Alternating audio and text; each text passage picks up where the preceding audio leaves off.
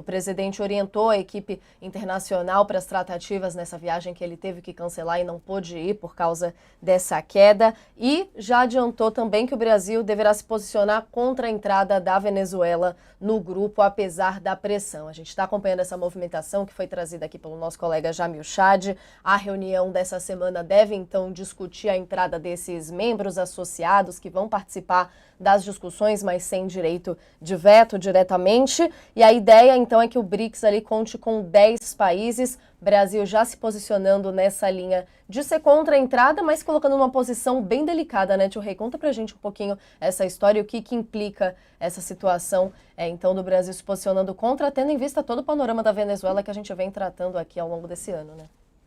Olha, o Brasil não pode aceitar a presença da Venezuela, embora outros países queiram, a China apoie, etc. O Brasil não pode aceitar a presença da Venezuela, já que não reconhece nem sequer a vitória do Maduro, né? O Brasil não fez com outros países, o que também é um erro, né? Dizer assim, o governo da Venezuela é o do derrotado, né? Não, isso também não faz sentido, né?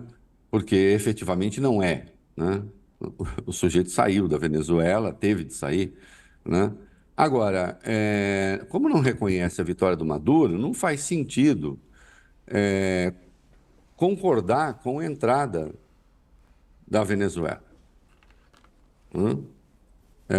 E é bom que não concorde. Aliás, é bom que se tome muito cuidado. Eu não. Veja só, o BRICS está lá. Brasil, Rússia, Índia, China e África do Sul. Tá. Bom, a China tem a importância que tem na economia. A Índia também é um ator global hoje, dialoga em várias frentes. África do Sul, um país importante na África.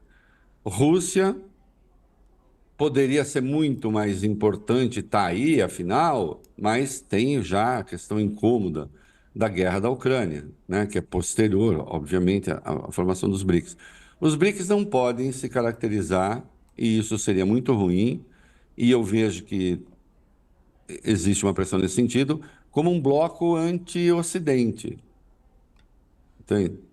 Anti-Ocidente, se entendendo aí um bloco que existe para fazer oposição ativa à União Europeia, aos Estados Unidos.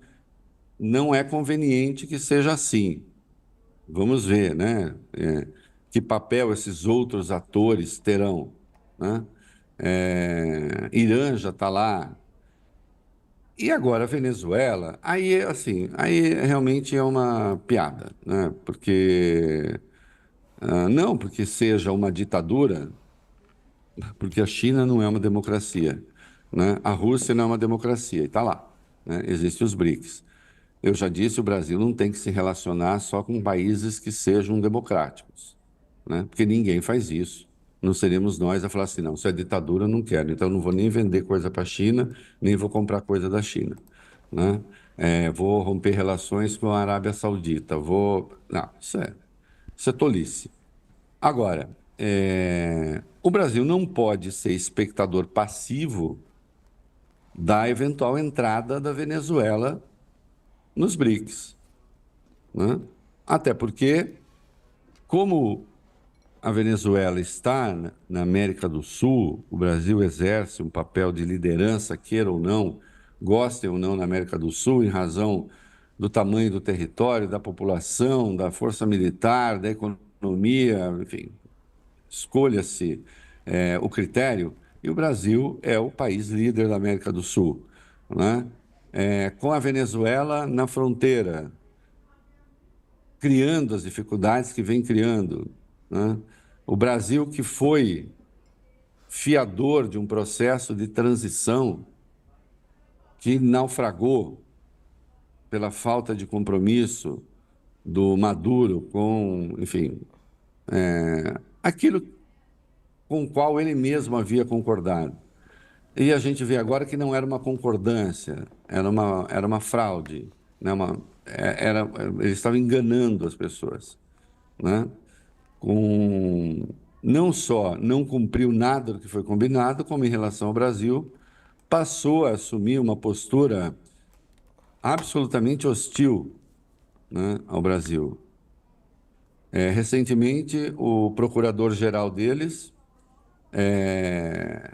que é um homem do Maduro, né, disse que o Lula e o Boric são agentes da CIA para desestabilizar a gloriosa Venezuela, né? Que, se havia alguma dúvida, e alguns tinham essa dúvida, né? Eu nunca tive. Se havia alguma dúvida de que é uma ditadura, a dúvida acabou.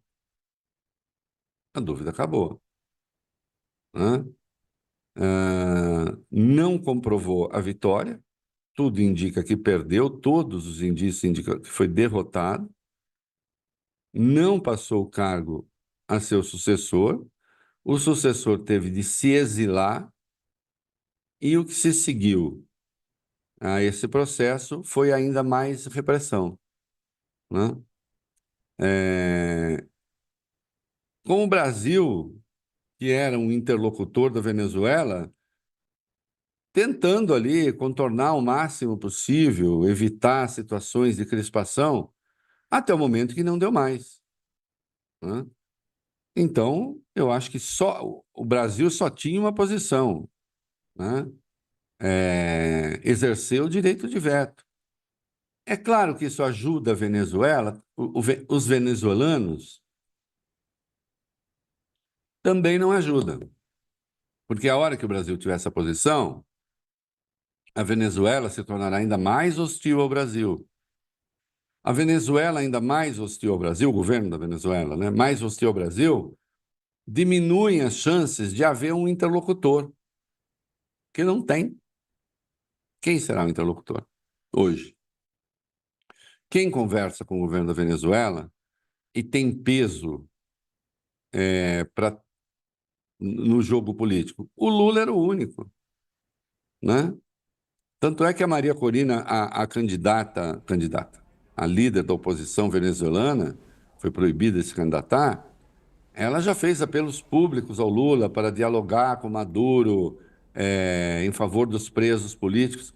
Acontece que não dá para dialogar mais com Maduro. Dialogar o quê? O Brasil tem de manter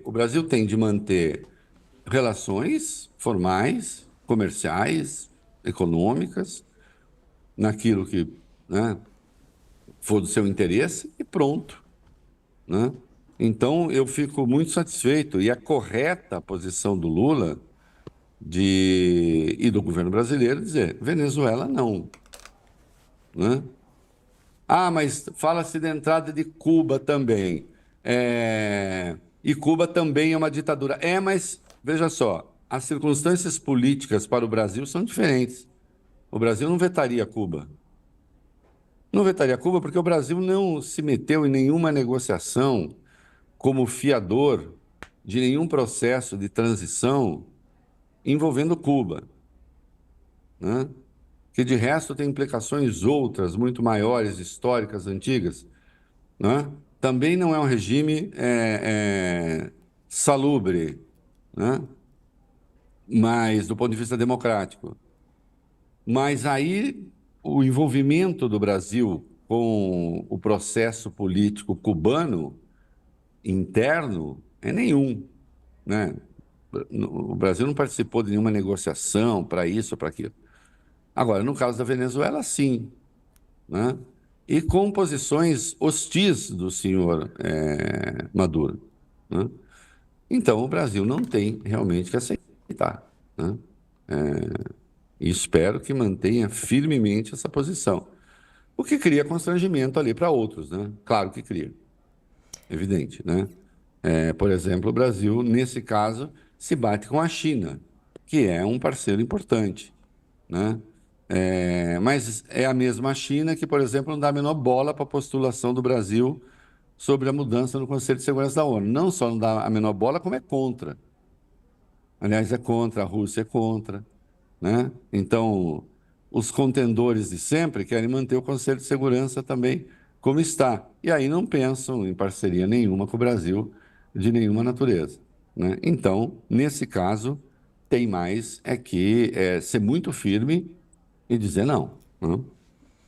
É justamente esse ponto que eu ia levantar aqui com você, né, Tio Rei? Esse contexto da discussão toda da reforma no Conselho de Segurança da ONU e o que, que pode implicar. Então, pode enfraquecer o Brasil, só para a gente encerrar esse assunto rapidamente, Tio Rei, pode enfraquecer o Brasil dentro do BRICS, no caso, um racha com a China nessa situação? Veja, o Brasil não acho que enfraqueça propriamente, mas fica uma relação tensa, necessariamente. Mas também, veja só, eu faço a pergunta contrária, né? O Brasil sendo o contrário, se o Brasil abre mão de seu poder de veto para a entrada da Venezuela, isso fortalece o Brasil? Também não fortalece, né? Então é melhor que haja uma crispação com o Brasil exercendo o seu poder de veto do que o Brasil abrir mão dele para não haver a crispação, porque aí sim vira sinal de fraqueza, né? E o país, e de algum modo o país se desmoraliza na América do Sul, né? Eu insisto, o Brasil foi o fiador, foi um dos fiadores da transição que não ocorreu. A ditadura se fechou ainda mais, né? Certo. Então, isso precisa ter uma resposta política, né?